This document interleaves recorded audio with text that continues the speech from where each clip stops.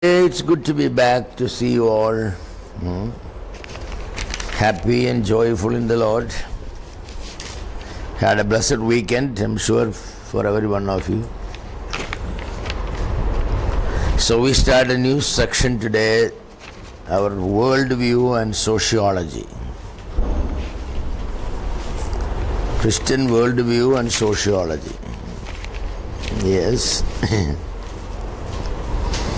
We are all students of sociology, not because we have enrolled for a course in the university, but sociology is part of our existence because we are in the society. What's the main question that sociology wants to consider or sociology is involved in? The main question of sociology is, how should the society be structured? The society is there and it is structured some way or other, but the question is, how should the society be structured? We are Indians, and of course in India many states, every state has a different social structure. Good number of you born and brought up in Kerala, some outside. You know that our society is different. Even in the same state, the society differs from people to people. The people groups have their own society. But the important question for a Christian is this question: how should the society be structured? Does society form automatically, or society is the deliberate creation of some?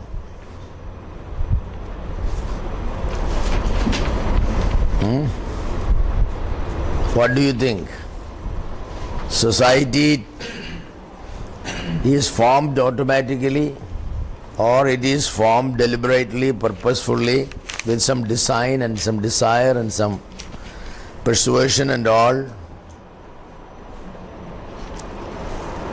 The society you were born and brought up, how did it come into existence? That's a big question. Sociologists will discuss this issue in detail.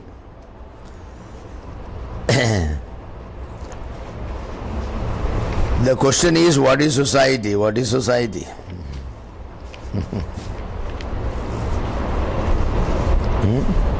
Did any of you ever take a course on sociology? No. It's good. One sad thing about our education system is that the engineering students will study only engineering. Like in the Western countries, you have your compulsory subjects as part of the course, but then you have to take certain optional subjects that are from outside your syllabus. Could be political science, sociology, economics, or psychology, whatever may be. So those who are interested, they will take a number of courses. I think our curriculum need to be revised. Whatever faculty you are involved in, you must have a basic knowledge of some other, subjects also, because we have to live in this world. Yes. So what is society? Society is people living together. The social existence of individuals is called the society. The social existence of people. If there is only one person in the world, there is no society. He can go anywhere he wants, he can do whatever he wants. But when there are two people living together, you cannot go anywhere you want, you cannot go anytime you want. Lot of things you have to agree each other, consult each other, inform each other, correct each other. A society is being formed. God established the first society when He created Eve out of Adam and brought them together. There was a society already established. But do you know which is the first society in the whole cosmos?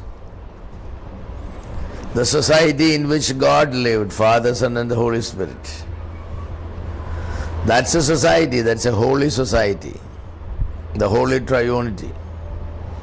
Three people living together and agreeing on everything, never have difference of opinion, each one complimenting the other, each one knowing the other, each one pleasing the other, each one seeking the glory of the other, each one obeying the other. But that's not easy, is it? Especially in today's family, immediately after marriage the problem comes.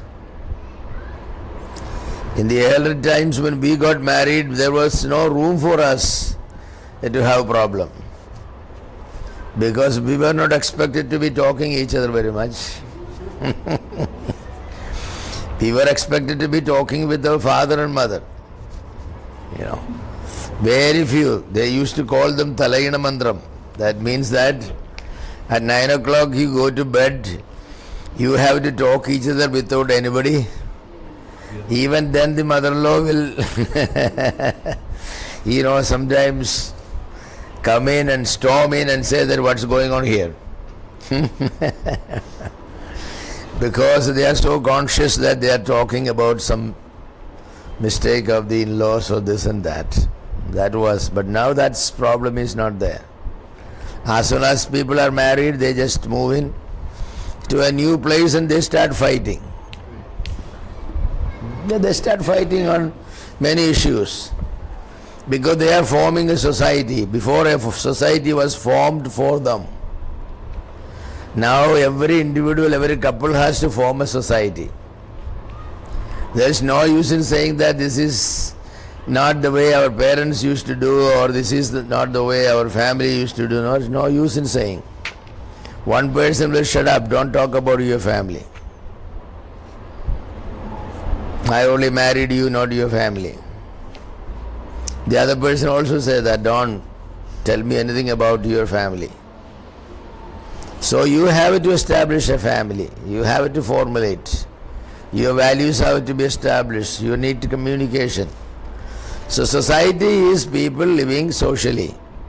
That means a lot of adjustments. The first society on the earth, Adam and Eve. How amiably they lived, how joyfully they lived. You think of what happened in the Garden of Eden?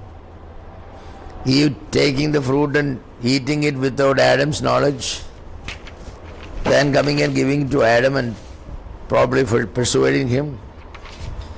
Did Adam fight with Eve? No, we don't hear there any sort of a misunderstanding. The smallest statement, and she gave it to him and he also ate. She gave it to him and he ate. Very simple statement, isn't it? If it was today, no.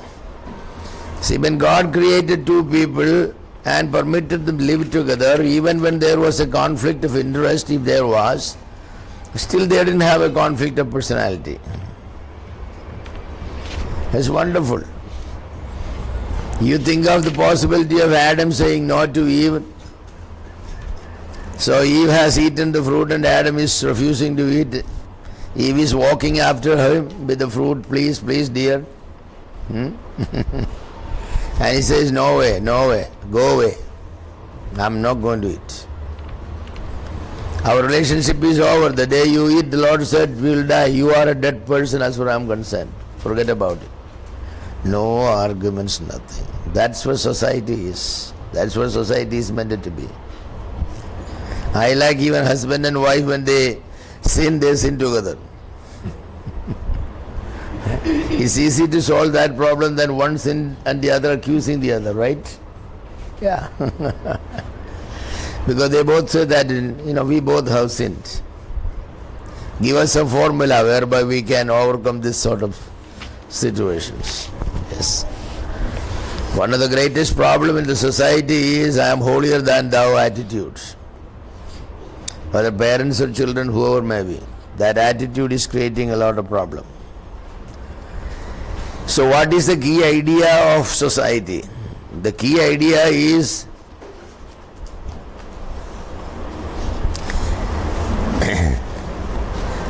how has God organized the society and how should man live in that society?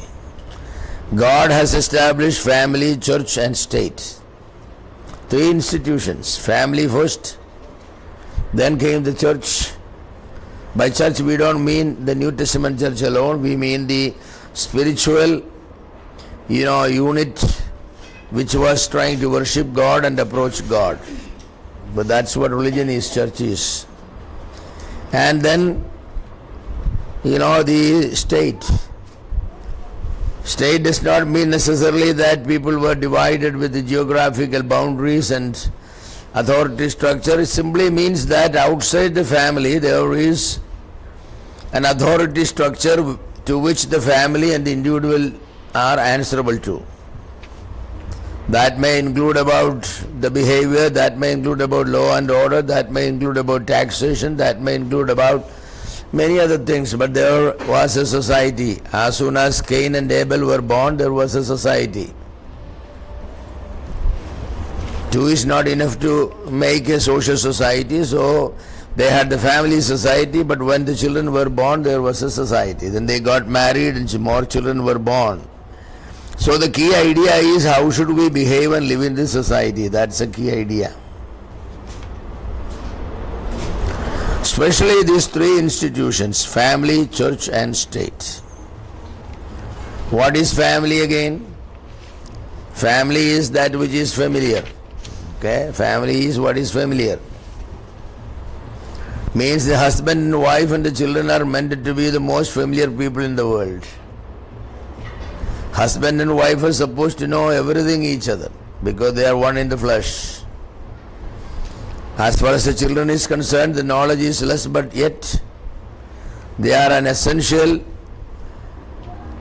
part of that small society where parents and children, a wonderful relationship. They are supposed to know many things in common.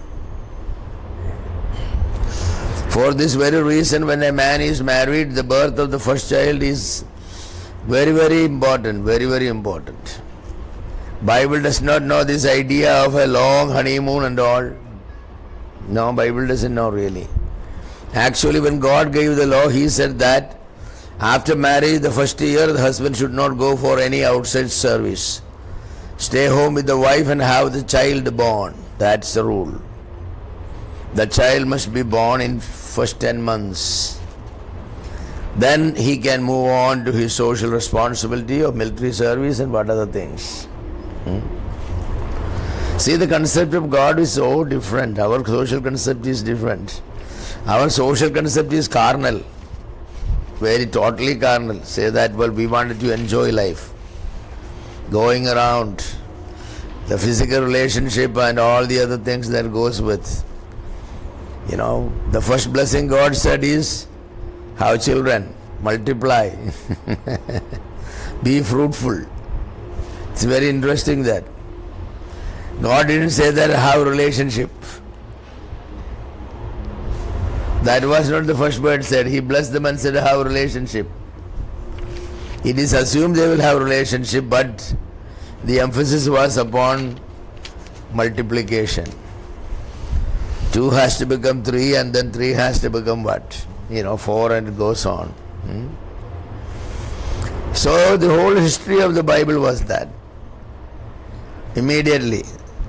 Bible speaks of such a brief statement that he went unto her and she conceived and gave birth. That's it. And if that didn't happen, then there was problem. The Lord closed the womb, whatever was there in the ancient society, it was very difficult. Very difficult. Sometimes the wife will get very upset and like Rahel said, give me a child. Give me a child. Yes. We are living in a different economy where children are not a necessity, actually children are a nuisance. There is a liability. As soon as it is born, the children are given to the crushers where they are crushed. It's one of those propositions we want but we don't want. We want a child, but we don't want to keep the child. We don't want to raise the child. 6 o'clock in the morning we will give the child away, and 7 o'clock, 8 o'clock come. They give the sleeping child and then they take the sleeping child. The child is very unfamiliar with this man and woman. We heard the joke in Kerala. Some children told the mother, the Archikaran has come.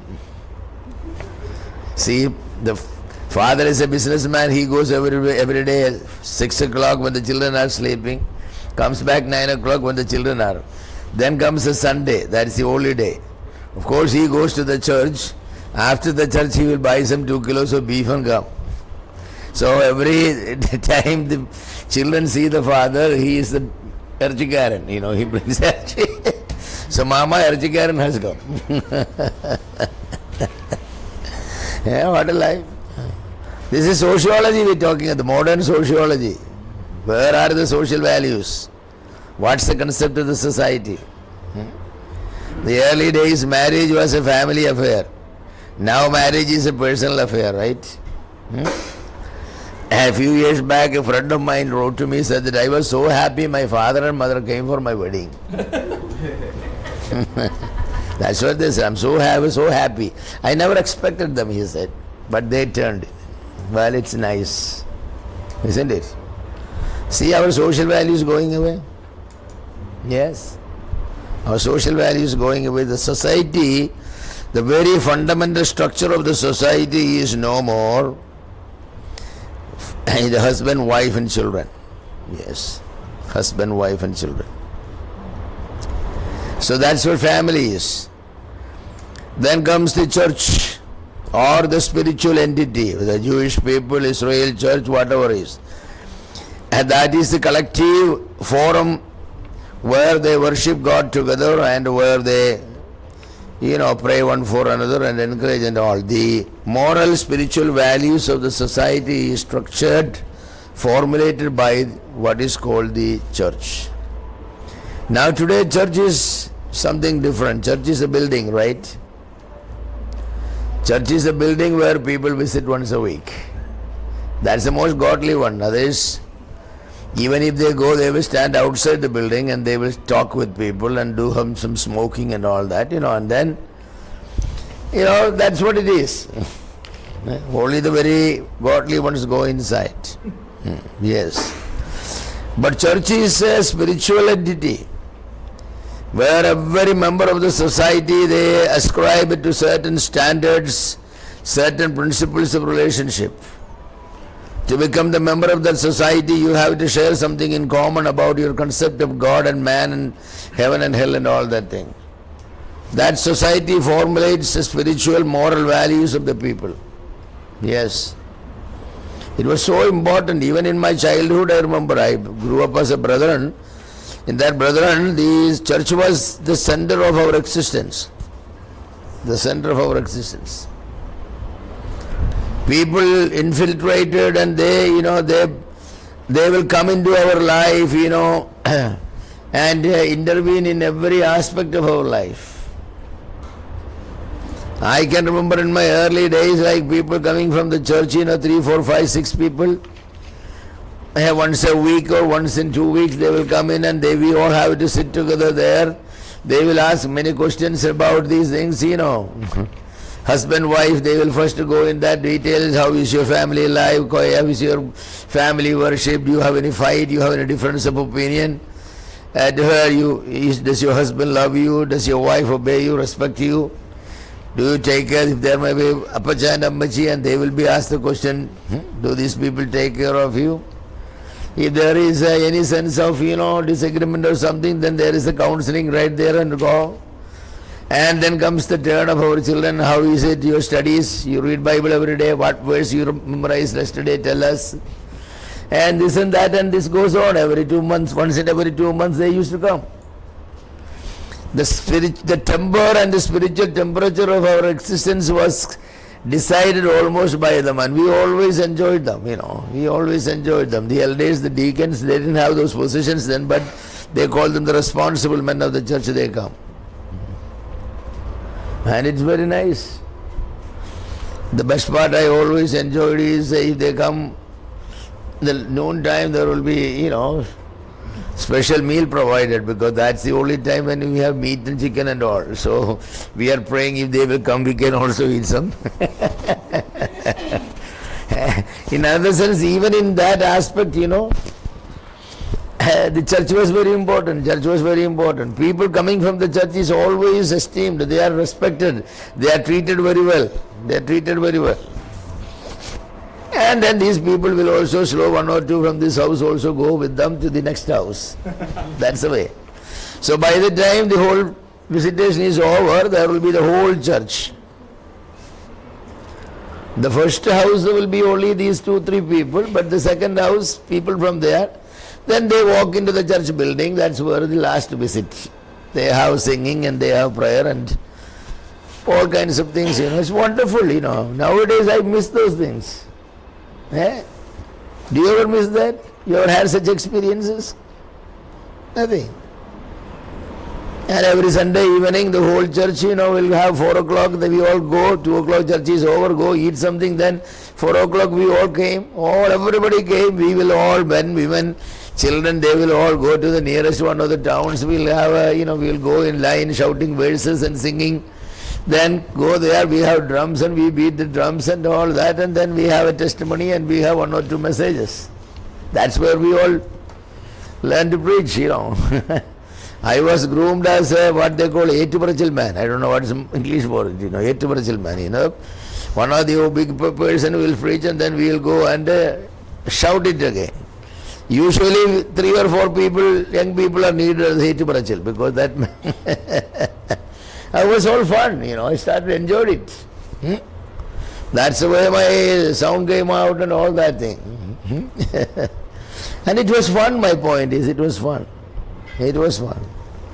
Even going to the meeting, we didn't have the torch or anything, it was always the coconut leaves. And I still remember that one, shooter, walking for 3-4 kilometers. And this is a social existence. The church my point is that the church was an essential part of our social existence. Today, no, it's not. We just come in, you have your own form of transportation, whatever it is, zoom, get in, zoom, get out. No interpersonal relationship. The church does not play an important part in the lives. When are we going to go back into that one? The God established church as the second most important institution, where I think everybody, our friends were all from the church, it was interesting. The friends were from the church, therefore very little opportunity to learn the bad habits. It's all. Now our children, who are their friends? What are they learning? Who is molding their character, their value system? I think we have gone away. So sociology is very, very important, because the sociological fabric of the society is formulated carefully according to the Bible for the Christian. They are weaving a beautiful tapestry, multicolored tapestry. The parents and everybody has an important thing. For me, my existence, part of my existence was the church. Everything. There is a wedding in the home. Every member of the church will be there 1 week earlier, putting the pandal, buying the oxen, slaying it and cutting it, and all the women will come, prepare the fish, everything. It's a utsavam, that they call celebration, jubilee, for a whole week. Then of course there will be some fight among some relations because they were not treated well, or the gift they expected were not given. That's a family. The church and the family, it's a great fun. Somebody is sick, dying, the same thing. Now you go to a dead house, a funeral place, you don't feel there is somebody died there.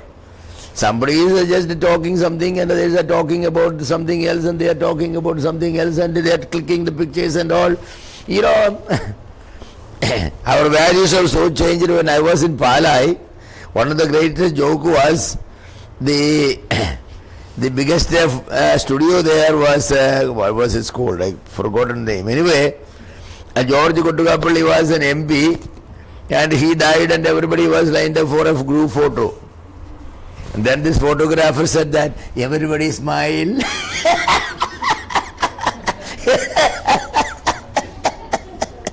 You know, everybody smile. Say cheese. So, you know, when the mistakes of the photographer became a proverb there. It's very proverbial. When I went there first time, I went to this studio for taking picture. My house owner told me this story. Don't go there. You know, they have no sense.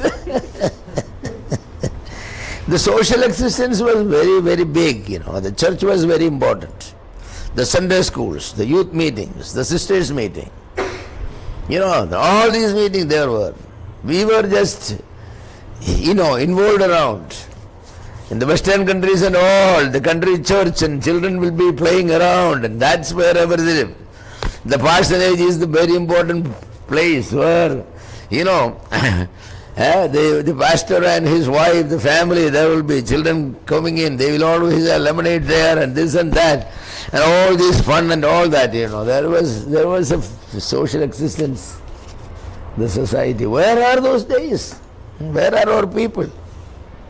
Where are our children singing and dancing and running around the tabernacle or the church building or the hall, whatever you want to call, the chapel? Where are they?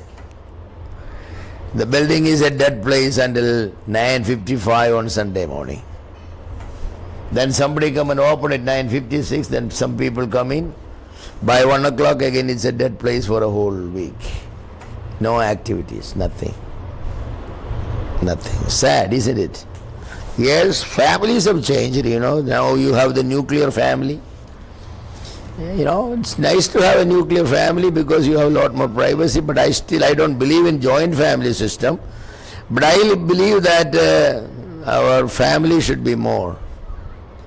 I was very happy when my granddaughter, Sunil's children were put in a school. It's a Hindu school, I can't remember the name. Anyway, the teacher said that whenever your grandparents come home to visit you, the children doesn't have to come to school.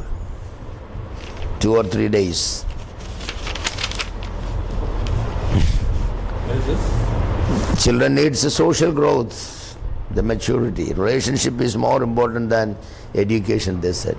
We value those things here. I was very happy because when I went there, you know, children were there. I said, you're not going to know. No. It's a holiday for us. When our grandparents come, the teacher said, you stay home, play with them, eat with them. So nice.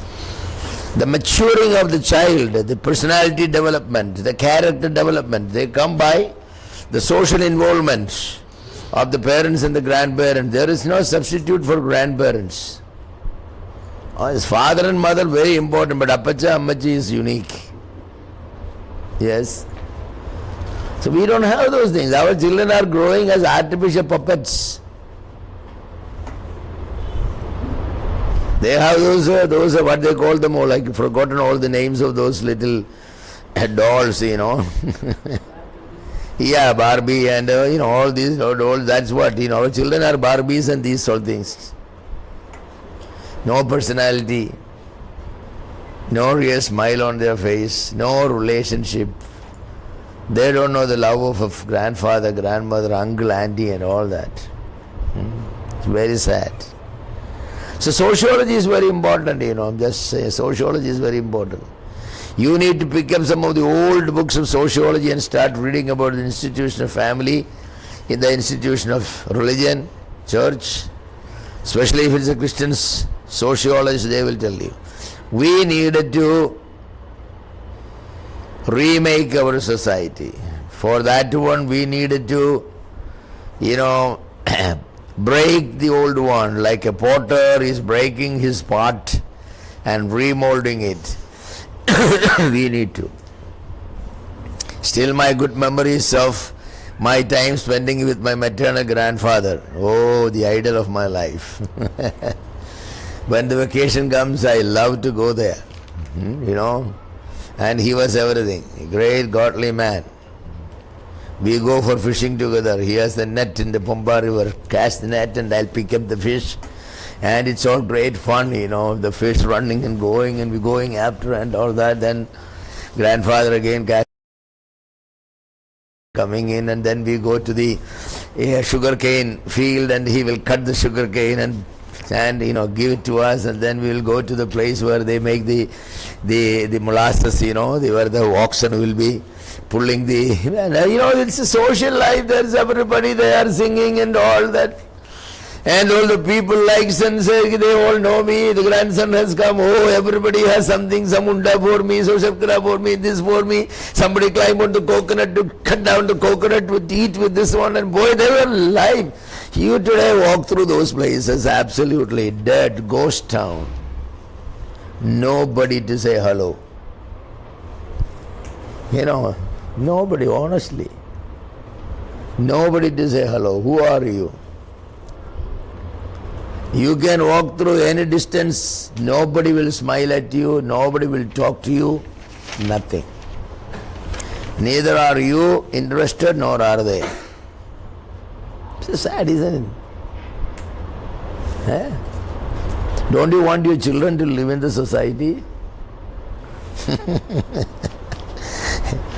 As soon as they are 3 years, you put them in the school.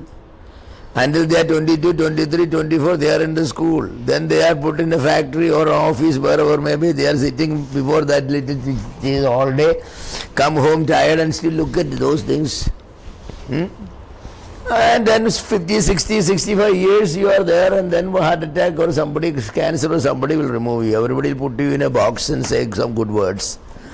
Only good words could be said because you didn't trouble anybody.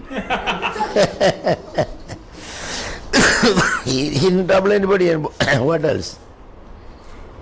There is no personal touch.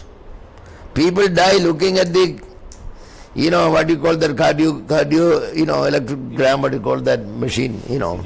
Yeah, ECG machine and all that machine where they, you know. Yeah, the very few doctors are sensible. I'm so happy that my parents had good doctors. I still remember. ICU, my father was dying, we were outside, and doctor coming in and said, you know, very nice man coming said that, why don't you all go inside, stay around Appachan and watch him dying.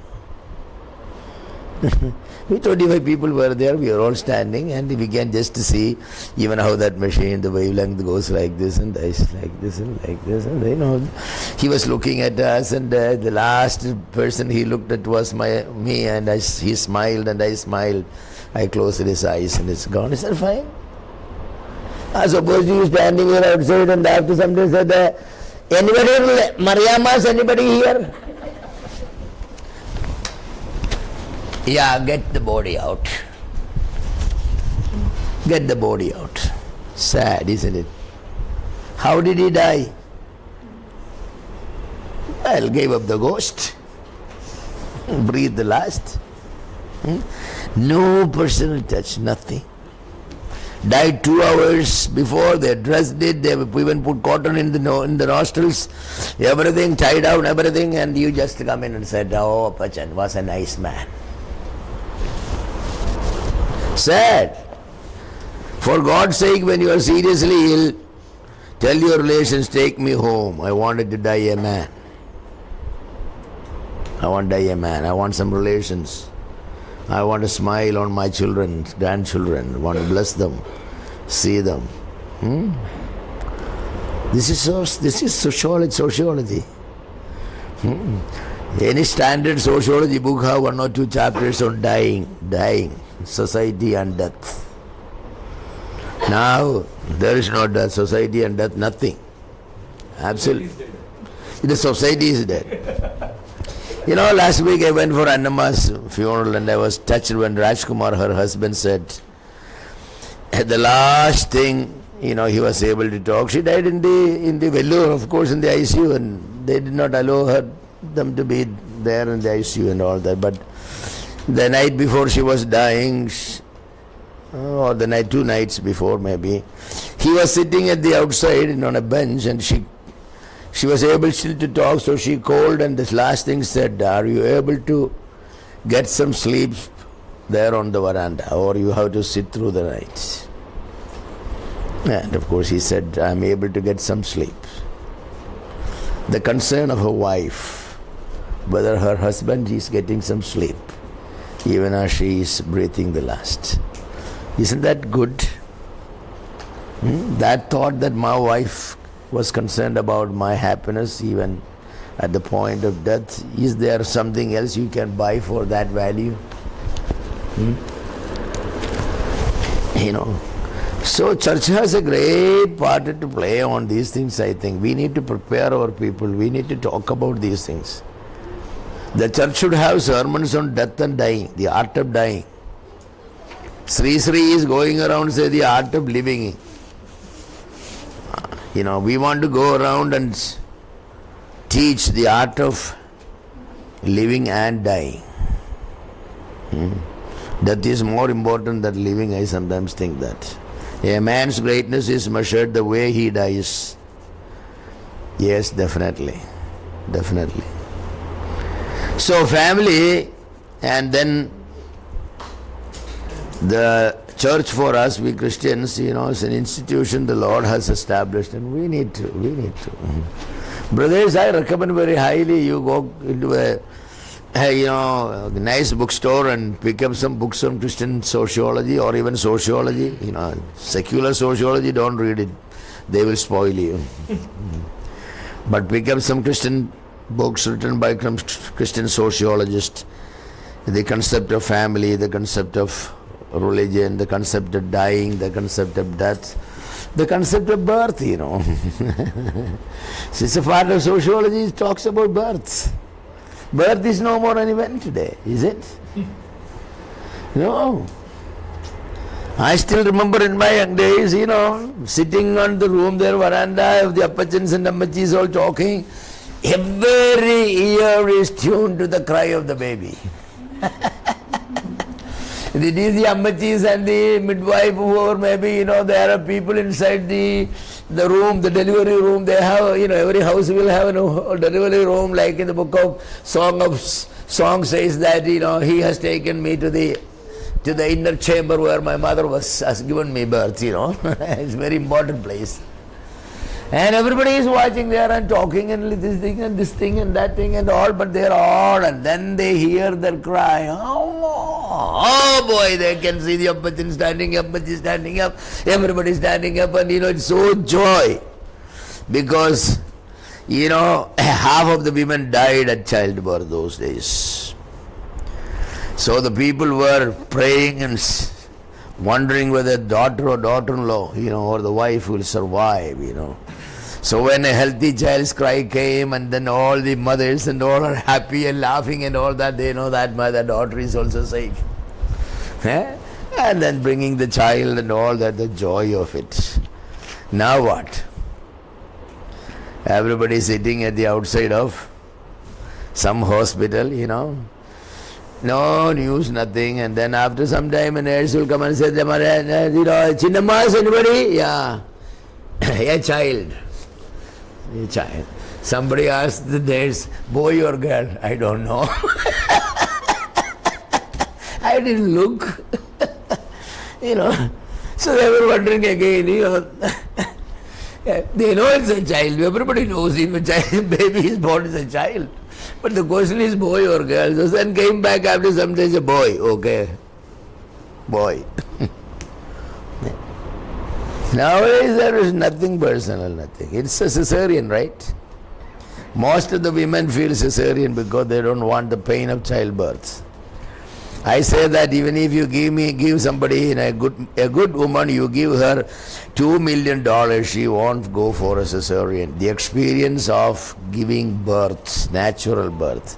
God has designed the birth canal in such a way that the baby is just squeezed.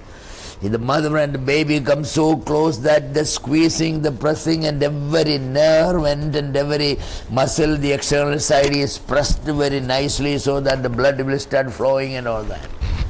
Today's children are taken and they put there like no life. Then the nurse has to massage and massage and massage. They massage everywhere so that the blood start flowing. This is terrible. Now they have these, what they call these painless injections, what they call them?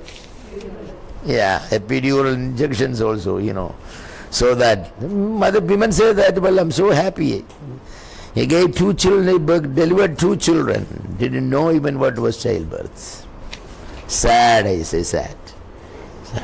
Oh, the cry and everything is there, Children are a burden for these days. I remember when my daughter was admitted for the 3rd child, the doctor was so angry. I didn't know why she has to be angry. She was the 9th child of a family. I know that family. She was the 9th child. She was admitted early in the morning. Doctor said, every time they say, you cry, you have 2 children, you have 1 boy and 1 girl, that's not enough. I will make you to suffer until evening. That woman, she didn't tell us that time, otherwise, And then the child almost died, because yes. Then last finally, natural birth, yes. Then only she said that this is what your husband and your father-in-law are eating, peanuts there. You suffer, you cry. I like to hear you cry. That's such a deadly woman. I almost felt like next day going over and say that you should go and talk with your father. You are the 9th child. It was none of our business. We wanted to complain to them, but then we thought, that's the hospital we go for everything. We didn't want. We are in good relationship with many in the hospital. Didn't want it to. What I meant is that the doctors as gynecologists, has no concern for children. What is she doing? Delivering 3 pounds of flesh? That's all.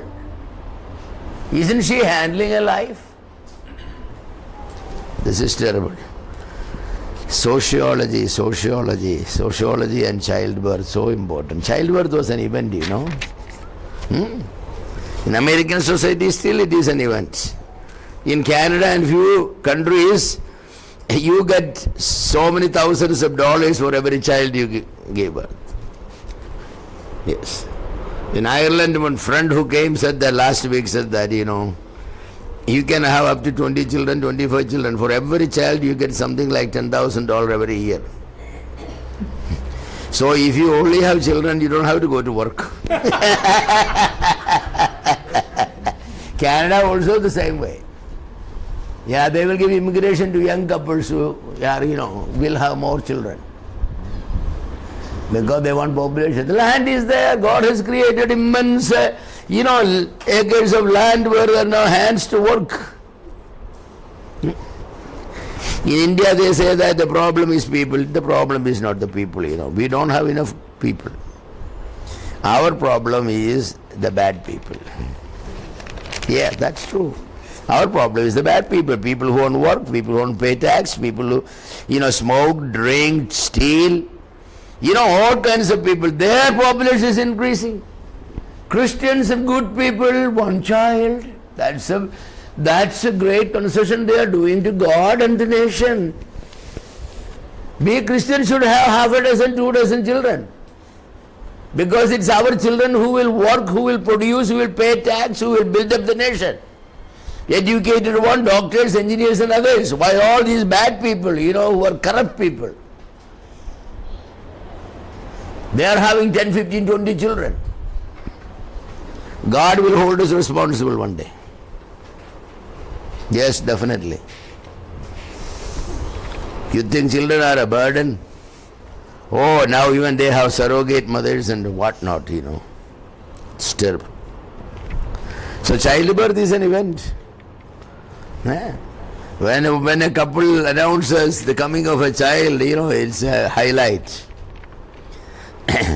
Highlight, husband and wife stand together and say, we have an important announcement. Everybody say, what? We are pregnant. Not my wife is pregnant. No, we are pregnant. We're going to have a child. Of course, there the husband go in the day labor room, delivery room, everywhere with the husband, with the wife, and they together deliver the baby. Here, these people won't allow you. Now start allowing again. I remember when my wife was admitted for the third child, and then the fourth child. I wanted to go in. Every time I tried to go, I said, no. Then finally I broke open by force, went in. And the nurse there said that this man has no shame. I said, what shame? That's my wife and I have seen every part of her body. I never felt any shame. You must be feeling shame. I said, no, you get out. She pulled me out. I said, God forgive them. I like to have my child in my hand when it is delivered. I loved that in America. I was there and the child was taken by the doctor, handed over to me. Doctor said, hold firm because the child is slippery and all, you hold firm. But so I held firm and I prayed right in the doctor was a believer, nurse was a believer. I said, we thank God for the child and all that. The joy of holding the child and praying. Here, what is it? The old system of delivering at home was that one. The child was born for a Christian in the atmosphere of prayer and praise and thanksgiving. Mother, parents, everybody crying and praying. Then the child comes in and there is great joy, great joy. Today what? Nothing. They have baby showers when the woman is expecting, especially the first child or second child, whatever may be, the fifth month, sixth month, all the women in the church will get together. Oh, they will have a baby shower. They will bring in, everything from crib, from bottles, dress, napkins, this, that. Load it on them so that lady doesn't have to buy anything for a whole year. Isn't that nice? Which means that it is a social event. That's the point. The birth of a child is a social event. Today, the birth of a child is it a family event? Is it a social event? It's almost like a mistake. Our viewpoints have to be changed. We need to think very thoroughly. At least about our churches have to think through. Let us celebrate the conception and let us celebrate the birth of the children. Make it a great jubilee. A child is born. A child is born. Yes, I like the Greeks. The Greeks, after a couple marry, all the friends and everybody, early morning, next day, early morning, 6 o'clock, they will all come and stand outside the house where the young couple was sleeping. The young couple has to take the stained, blood-stained, virgin's cloth and hang it on the window. The whole community, they will clap their hands and congratulate. Their marriage is consummated and she was a virgin and they enter into. That was great. The royal family is just like that. The announcement will be made. The young couple have entered into their matrimonial relationship. And the announcement of the conception will be very great. Here people are ashamed, They won't tell anybody. Don't tell anybody. When the time comes, then only people say, what is wrong with you? What's wrong? Let us celebrate. I am saying we Christians should celebrate the birth of our child, the conception of our child. Everybody praying and everybody is bringing cards and well wishes and all these things. God bless this child, make this child a great, evangelist or a great wife of an evangelist or whatever, this one and all that. And then the child is the expectation of the parents. Prophetically, every child is born and great joy and jubilee and everything. And people come and they bring the gift and the presents and everything. Don't you want that?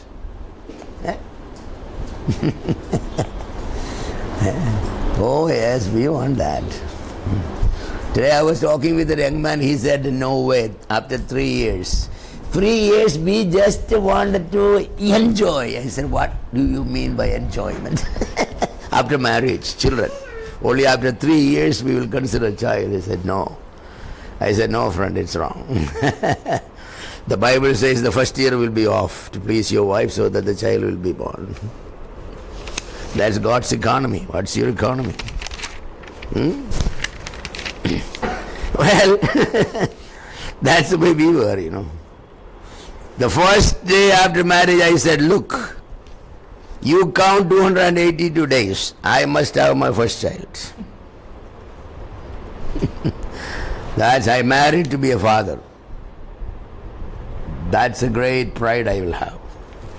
My wife said, sure. If that's what you want, yes. And for sure tell you that it was 282 days our first child was born, and it was a boy. We had celebration. Now it's 45, 46 years, you know, we don't regret.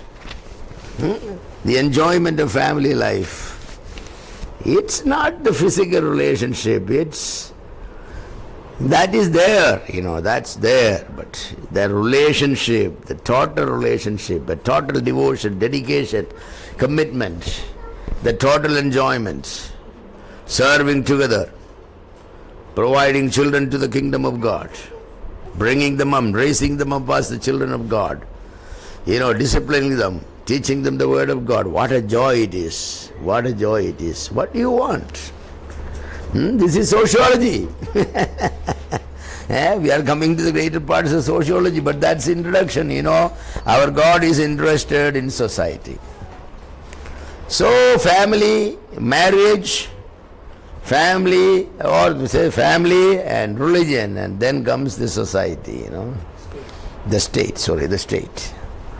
What is the state? What is the state? What do we mean by state?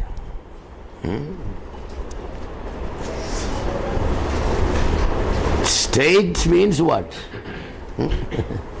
Yes, state is the total aggregate of the families and the religions existing together, where God has decided in such a way that everybody is able to enjoy their rights and everybody is able to perform their duties without encroaching each other. That's what state is. The duty of the state is that. State is a arrangement where it is guaranteed that I, as a citizen, as a person, I will be able to perform all my duties. Duties to my family, duty to my neighbor, duty to others, duty to everywhere. And I will enjoy all my rights without anybody encroaching upon it. The arrangement for that one, that's what state is. Today what is state? Your rights, who cares? Your duties, who cares? State is an exploiting, in an arrangement of exploitation of individuals, so that the few could enjoy life at the cost of many. That's what state is. No, it's not state. It's not meant to be state. So actually, how states are formed? Yes, you needed to read some sociology, some political philosophy and all. The ancient times, they all had great, Plato down, Aristotle, and all those people, you know, Socrates even started it out. What is state? The city-state, the idea of the city-states, the fundamental rights of the people, where the slaves fit, where masters fit, where the philosophers fit, and all these questions were debated and discussed there. They all come up with what is right, human rights, what is human responsibility, rules and regulations about taxation and all those things, everything comes in. But they all come up with one thing. State represents the collective will of the citizens. State represents the collective will of the citizens. That's what the state is. Collective will of the citizens. You know, that means what? No state can legally exist contrary to the will of the citizens. State is an agency that knows what is the will of the person on this subject, how to safeguard that, how to enforce it. That's what it is. If the citizens don't want taxation, for example, every member of this society, they don't want any further taxation, then a good state is that which will say that no more taxation. Why the citizens of this state does not want taxation? Today who cares? They exploit money. How much? The income tax department, the sales tax department, the excise department, and every branch of our revenue, what are they doing? Pilfering the fund. Only a small portion of the fund they collect ever reach the treasury. We exist on borrowed money from other states. Is that terrible? The most corrupt departments are what? The revenue departments, the excise department, the customs department. To get a posting in the airport customs or the, there you have to pay something like 10 lakhs rupees for 3 months. That means you have to collect all the 10 lakhs and more. That's expected. It's expected. And people are also doing it. Smuggling in gold and drugs and everything. Not without the knowledge of these people. Nobody can smuggle in anything without their knowledge. All the monitoring systems of the X-ray and other things are so sophisticated that anything they will find out. Even a nail on the sole of your shoe will be found out. So all these people, tons of, gold smuggling out and occasionally catching. This is all corrupt. So state ensures the safety of the citizens. State ensures the safety of the citizen. The French system called laissez-faire, where the minimum involvement of the government is the best administration. They said that minimum involvement is the best administration. The government is not supposed to do any business. The government should not handling the postal department or telegram department or nothing. The government should handle the police and the military and such things. Even the roads, everything should be privatized. Those who want to make roads. Why government has to? Government should be safeguarding the safety of the people. Every citizen, midnight or after midnight, man or woman, they must be free to walk anywhere in this country without fearing anybody. But now government is involved in business and they are not guarding their citizens, and citizens are afraid, So government is enforcing the will of the people, the will of the people. John Stuart Mill was a great sociologist and politician. James Mill was another one, and there were many. John Locke. These are some of the great names who lived couple of 100 years back. John Locke was actually at the time when Jawaharlal Nehru was studying in Britain. I think John Locke was his classmate, something of that sort, all those men, they had the social contract, the social will. They all debated the issue. What is the basis of the administration? The will of the people. How do you know the will of the people? The collective will of the majority of the people is the will of the state. Now election is coming. Election is coming. Who decides who will rule? Of course it's democracy. What is democracy? Government of the people, for the people and by the people. Good. Abraham Lincoln has said it. So what? Actually, do our elections really represent the will of the people? Or are people exploited? By fraud? By giving the money, all these sort of things. Your will, what part it plays in the administration of this government for the next 5 years? That's the question. Yes. In good countries, every tax proposal will be put on voting for the people. If the people pass it, then you will have it. You just cannot enforce upon people financial burdens and other burdens. Today what? The will of the people has no meaning.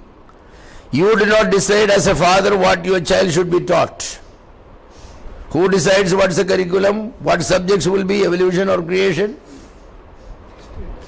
The state. The state does not represent the will of the people. State is a dragon with its own will, ready to devour our children. So we need sometimes to take away our children from the state and put them in Christian schools. I don't know whether that's a solution. Homeschooling may be even better. I don't even think that is a solution, because parents are not available to teach children. So how can homeschooling be a solution? Maybe our churches should provide it. All the women in our churches should form kind of a school society where somebody will be teaching English and somebody will be teaching maths and somebody will be teaching geography and this and that. Let the children of our school, our church to come. Let these mothers teach their subjects.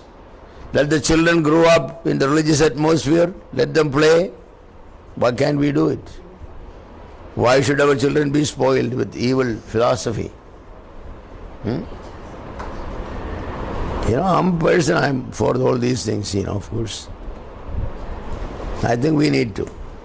Oh, you are afraid that your children will not be doctors and engineers and all that if they do that. Who said? Who said?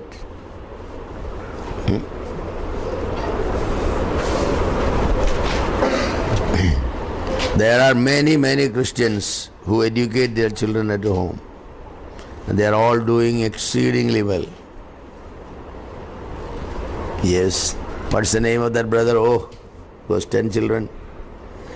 Yeah, Ravenger, he's coming this May or June. Ravenger has 10 children, and all 10 children were taught at home. Actually, they are traveling all the time. Out of the 50 weeks of a year, I think 40 weeks they are traveling with their children. They have a big van, all the 10 children, they sleep it, they have to do everything. The mother will be teaching while the father will be driving, the father will be teaching when the mother will be driving. Their first one is a pilot. He wanted to go to the university for aeronautic engineering and said, where is his certificate? We don't have any certificate. Taught at home. No, you cannot be. Bengar asked, what do you want? You want a piece of paper or you want knowledge? That was a question put to the Vice Chancellor. Said, knowledge. Then test our son. So they tested him and he came first. He was given admission. What do we want? You want a piece of paper? That's the question. We are educating our children, spending millions of dollars for a piece of paper. Pocket is full but head is empty. The heart is dry. Sociology is so important, honestly. Their first daughter is she is working for these Wycliffe translators. She was all their children take their quiet time in Greek Bible and Hebrew Bible, right from the small children. Anyway, the elder one wanted to go to the University of Jerusalem to study some more Hebrew. She went there as a student. She told the professors there, you don't know the basics of Hebrew language. You are Jewish people. So I will take your classes for you. And she was made a professor there. She taught them how to teach Hebrew. That's true. How old was she? She was at that time 22, 23. She is now in Africa. They all came here many times. Yeah, yes. What my point is, teaching at home is not a failure. The third child and fourth child, they are all BSc nurses, Everybody up to 12th standard only taught at home. So who says it can be? It can be. Parents have to be responsible. You are unnecessarily wasting your money and your children are catching cold and cough and all from other children. Every day they are sick. They are learning all the bad habits. Yes. So the state should not be actually managing education and all. No. The state should be providing opportunity for parents to provide what they believe is the best education for their children. That's what the state should be doing. Now the state is taking away our children from our families. They are snatching the children away. Our children are not learning anything, and parents are also, it's a shame. 2 and 3-year-old children are taught, this much book on their back. What are you? No person should send their children to any school until they are completed their 4 years. For first 4 years, let them stay home. Then you send them to the school, if you want. Because the first 4 years are very, very important.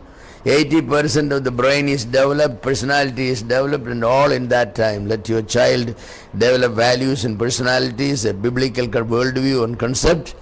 Let the child be lavished with the love of the parents and the siblings relationship and all those things. They are so mature than when they go to school. You ever had been to a nursery school? Lower kindergarten school? On the day of the opening, you can see the children crying, the mothers crying, the grandchildren crying, and even some of the teachers crying. Some of them say, Namo, what is happening? You are, prematurely you have weaned the child from you. The child still wants to enjoy the warmth of your breast. You are taking the child away and throwing it to a teacher who has no interest, only the money.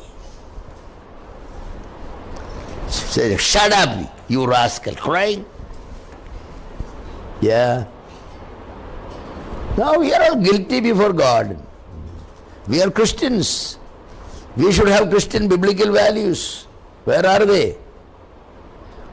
Samuel was only 3-year-old when Hannah has taken Samuel to Eli. Left him there at 3 years old.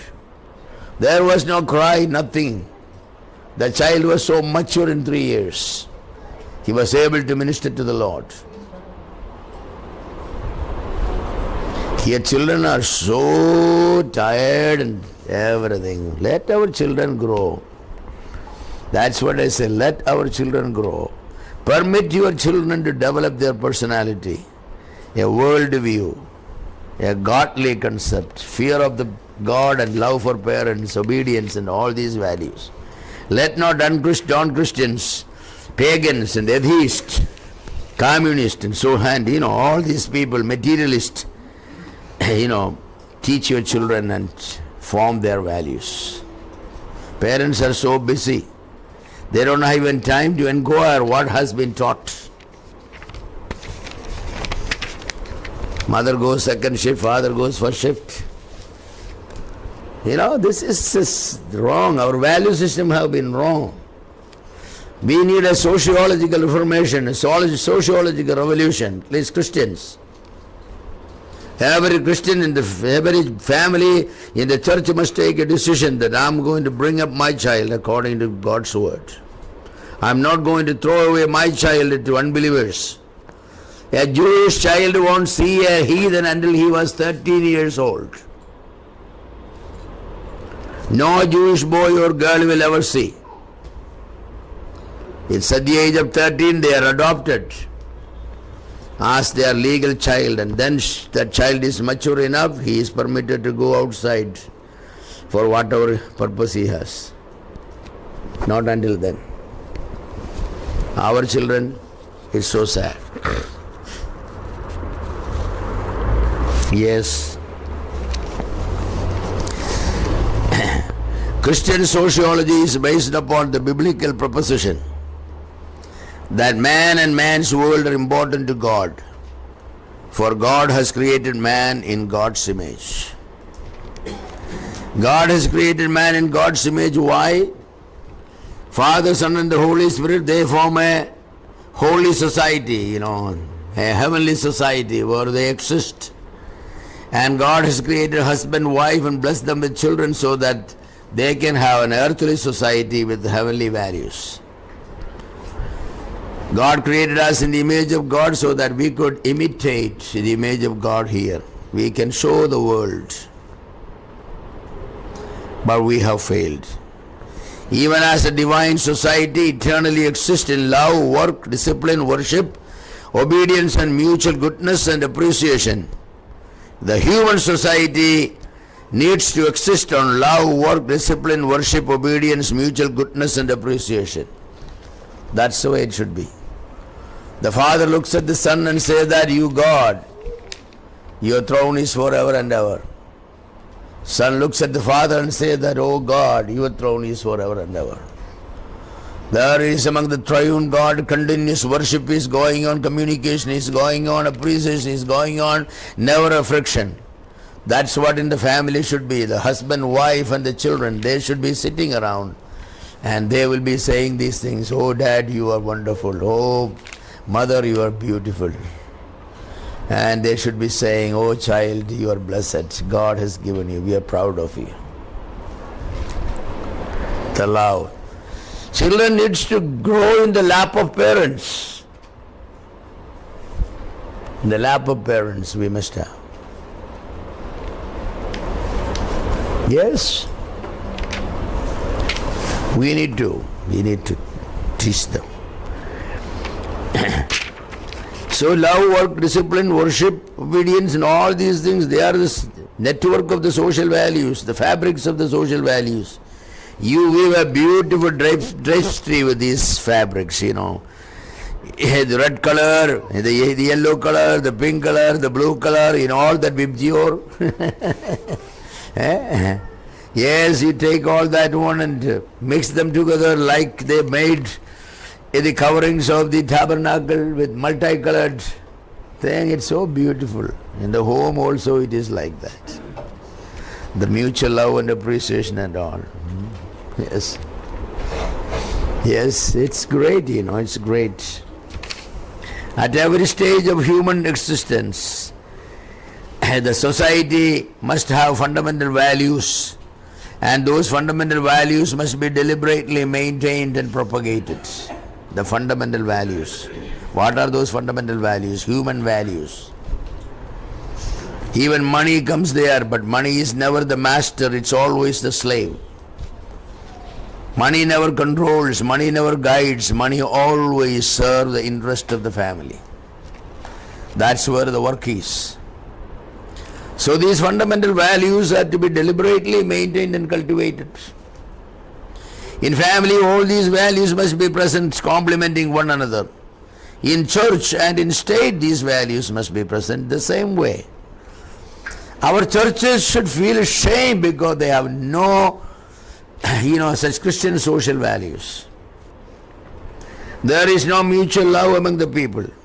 There is jealousy, backbiting, evil talking.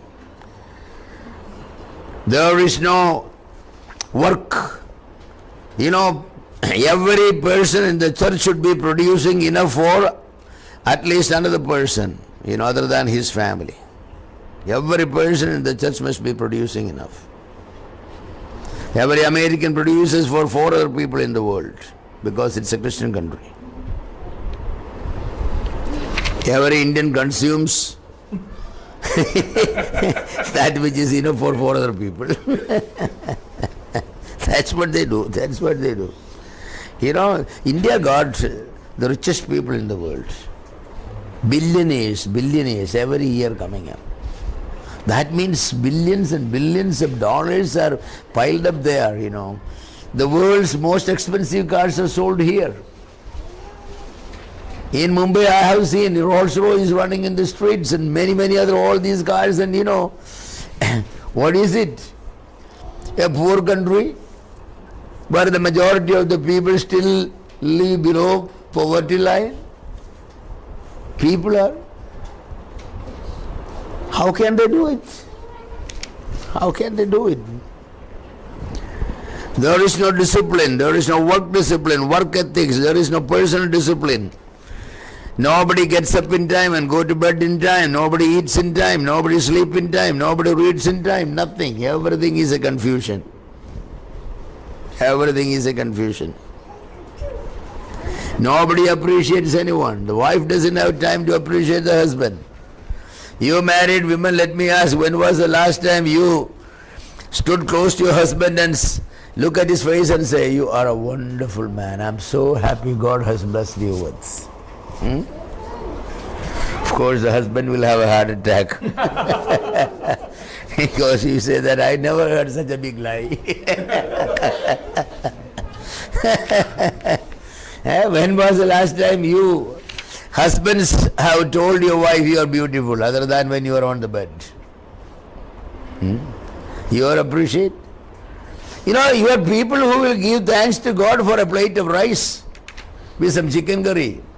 But when was the last time you gave thanks to Lord for giving you a wonderful wife and a good body and a good mind and a good soul? Ask people. You give thanks for 2 potatoes. Thank you Lord for these potatoes. But what about your wife? What about a beautiful wife with a beautiful mind, a gracious spirit, a good temperament, a kind person with sweet words? When was the last time? No, you don't. Why? It's not our value system. We have never been taught to appreciate people. When was the last time your child ran to you and hugged you and said that, Mommy, you are a wonderful mother. Daddy, you are a wonderful person. Oh, you are a great father. I'm so proud about you.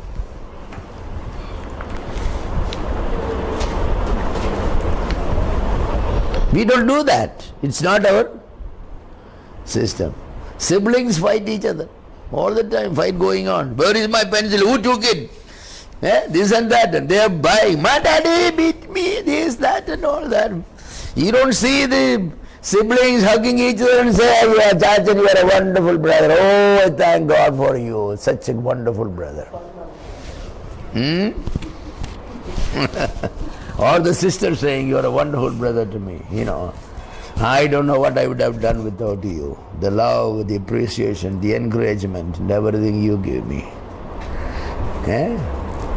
When was the older brother picking up the younger brother and say that you made my life? You're so beautiful, aren't you?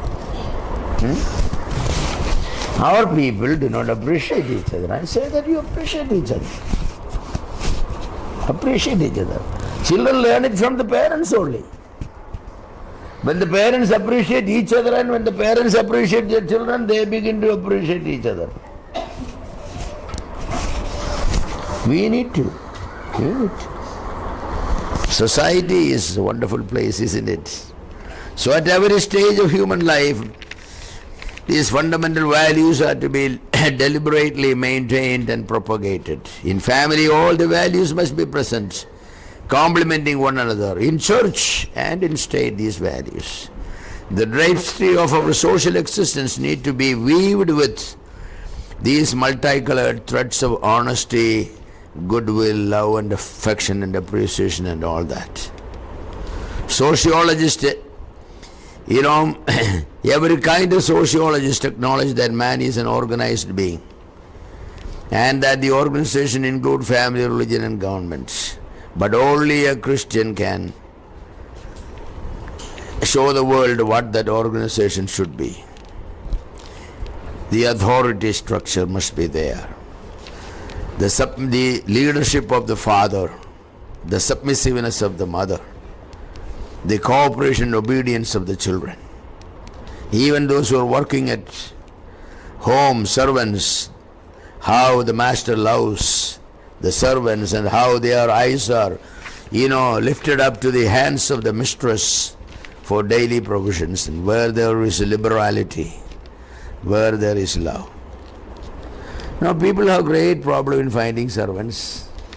I have many people came and told us that it's very difficult to get servants these days. And I say no. Honestly, no. We have a servant who had been with us 35 years or 40 years now. They won't go. We have another woman in our, our home.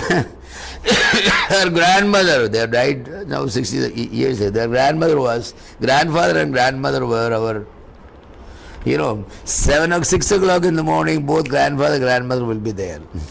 They will go only 7 o'clock in the and the granddaughter is also doing the same thing.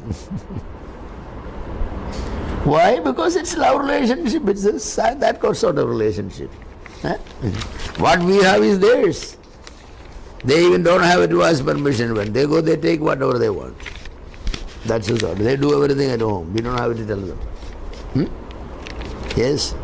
We're so happy that our servant is so good because we are here. When our children visit home, they say that, Daddy and Mummy, we never felt your absence because Saroja has done everything. They know the taste of everyone, what they need, payasam they need, then payasam, chicken fry they need, chicken fry, everything will be provided. We don't have to worry. Is that wonderful? Wonderful. What I meant is, you love people. It said, Old Testament time, that is what says that you have a slave, you give them liberty. What the slave comes and says that I don't want to go away. Then you take them to your, door and pierce and you put your name tag there. That's what piercing means, name tag there. They don't want to go. Why? Because a loving master is loved by all. In many homes, servants eat the leftover. No, you first feed your servant and then you feed the rest of the family. You will tell, my wife will say, after they cook the food, say that take as much you want, you go eat. You never have to serve, you take as much you want. It's yours. They won't go. Honestly, they won't go. Now we are happy because they are faithful, the whole home is opened and left there and we don't lose anything. We don't have the fear of losing anything. Because you love people, you are good to people, they are good to you. You doubt people, they will steal you, they will rob you. That's it. So my point is, our Christian society is a unique society. It's a closely knit society where everybody comes in and form part of the fabric. That's the way it should be. Love people. Love people. Yes. Don't be afraid of people. Of course you have to be wise, you need to get to know people and everything. I'm not saying you hand over your keys to everybody. In every home there will be one room that is locked. One room that is locked. That's our private room. They can go anywhere else. But not because there is any valuable there, but they need to know that in any man's life there is some place where you cannot enter it. That's a lesson. Every man, any poor man, there must be some room where only he and his wife and children can get in. And even children cannot come in. They can come in only when the door is opened, otherwise they have to come and knock on the door. Daddy, can I come in? They just cannot press the door open and no, nobody. That's our private world. So good manners and habits must be taught. So where societies differ, they differ in these values. You go to Islamic societies, it's a different society. You go to Hindu societies, that's a different society. But you go to a Christian society, that's a different society. That society is built upon the values of God, built upon the values of the Bible, where God is the center, Bible is the fundamental book, where the father is the head, where the mother is, the lover, the love provider, where children are like olive plants all around the table. What a joyful look is that, I say, if you don't have children, adopt children. There are plenty of children. Plenty. That's what I say. That even if you have children, you adopt some children. That's what I say. I had a professor, I know that he said he had 14 children. Oh, wow, man, 14 children. Then one day I came to know that 6 of them are his own children and 8 of them are adopted. Nobody will say the difference between any child, Yeah, is it great?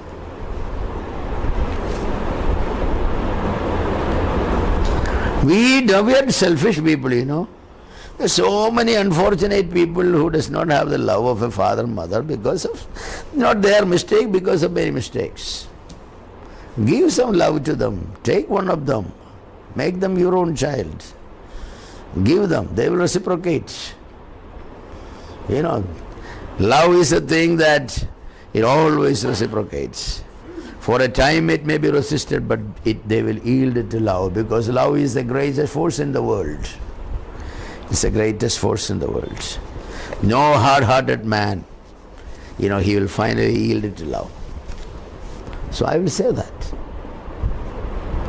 Secular sociologists definitely acknowledge the existence and the validity of the institution, but they subscribe to an evolutionary hypothesis of origin.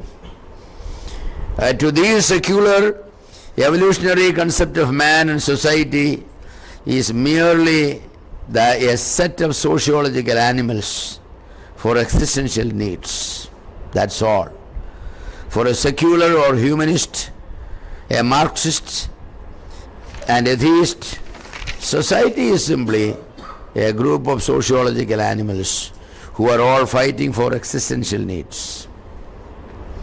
But for the Christian, society is represented by human beings created in the image of God, who all compete each other for preferring to show love and appreciation, helping each other and sharing the values of life, and making each one's life meaningful. That's what we should be. That's what we should be. When we come to the church, come to the church singing, glory, hallelujah, where all Christians come in, and when they embrace each other and they ask their welfare and about the children, about this, about that, a good part of the time people will come half an hour earlier so that they can have this sort of sociological relationship, and then when the church is over they will wait for another couple of hours so that the relationship could be continued. And after the church, people will invite each other, 3-4 families goes together to different homes, spending the evening together, singing, talking, encouraging, playing with children, cooking some good food. And what a nice thing it is. Everybody is running. As soon as the church is running, they are running. Where are you going? Oh, we have. The Bible says in 6 days you must finish all your work, right? And then rest on the 7th. The Lord's day is the day for us. So in 6 days all your works must be. There must be no clothes left for washing on Sunday. The house has to be clean, food has to be prepared, clothes has to be washed, all homework has to be ready, nothing left for Sunday. That's the Lord's day, you are free. Monday again the new week starts. All day. Well, even until midnight you can stay together, watch some Christian movies, sing some songs and visit some friends, even go out to a nice restaurant and eat together, and this is great. Visit some sick people. How are you spending time? We are social people. Even these brute beasts, one cow will stand and you can see the other cow goes. They are helping each other, as social values. Even one deer will be standing, the other deer with its long horn will be itching the eye so carefully. The natural instincts of their social existence. What about us? I sometimes feel terribly sick because people just are not available. One of my funniest experience was when I invited a family for dinner. We want to get to know this family. So I said, brother, you free Tuesday? Why? Well, we would like you and your wife and children all come to our home. We will eat together. We cook food at home. We don't need your food. I felt so bad I said, I didn't mean that you don't cook at home. No, we don't want. We don't want anybody's food. The social values is an expression of the social value of an above average Christian in the church. They consider it's a shame you go to some people's place and eat with them. Yeah.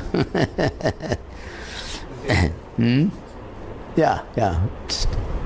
You know, there are times when in our lives comes, God brings in some opportunities and the experiences where we cannot survive ourselves, we need others. Our hearts are broken, situations are such that we actually, then we feel that when so-and-so was in the hospital, I did not go, for all these things. Now I am here and somebody comes in, they show their love. Man, we are ashamed, aren't we? We are ashamed. I think when we are well, healthy, happy, prosperous, we must go out, show our love and affection for others. On your way up, be nice to the people you meet. There is a day when you come down in the same way. Those people will be nice to you. So on your way up, be nice to people you meet. Don't think that you will always be climbing. There comes a day everybody will come down. That's a lonely day, that's a sad day. But people will all be pitching in because you have been nice on the way up. You won't feel even that you are coming down. So social values must be great. Yes, it must be great. Well, this is an introduction I said about society, because, for me it's very important, I think we Christians should change. We should change, we should form our society, our social values. We are social beings, man is a social being. We live in a society. We need each other. We need to love each other, show our appreciation for each other. Smile at a person, doesn't cost you anything. Take a child, make the child sit in your lap and talk to the child. It's all nice. We need to do that. Okay?